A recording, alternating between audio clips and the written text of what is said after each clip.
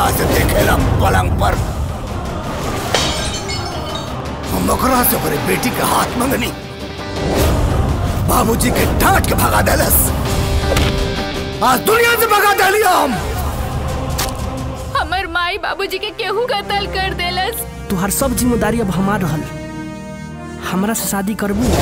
जवाने बानी तू जवाने बोला ऐसे कहिया ले हटबू। कितना लेबू तो पटबू, कितना लेबू तो पटबू।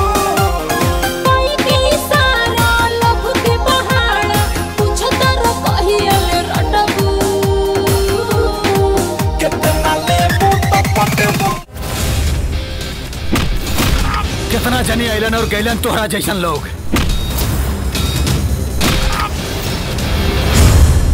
हमके तरह से प्यार हो गया था। प्यार? बधाई हो, हमनी के बेटा के प्यार हो गइल बा।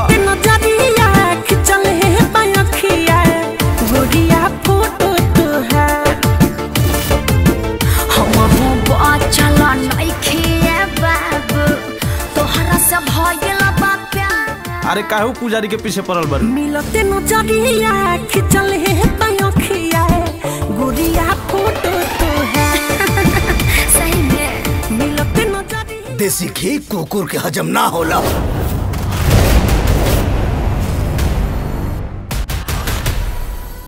अरे ललन का कइला ह तू? अरे सर हम तो खाली चुम्मा लेनी हा पलंग पर।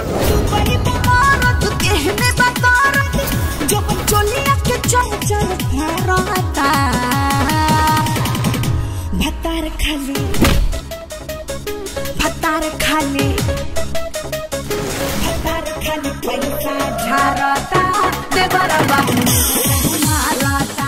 ललन नाम है हमार, एक नंबर का कमीना है।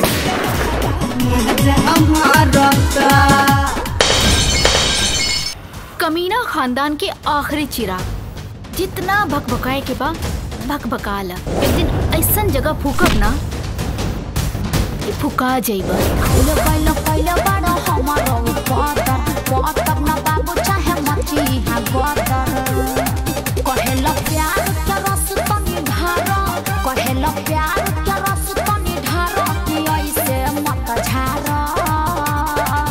हई पटी ना तोहरा से मार, हई पटी ना तोहरा से मार के लाइन ना मत मार। काजल के बाबूजी तो ओकर बियाह हमरा संगे तय कइले बारे। लेकिन ये कैसे हो सकता? काजल के बाबूजी तो हमरा संगे बियाह तय कइले बारे।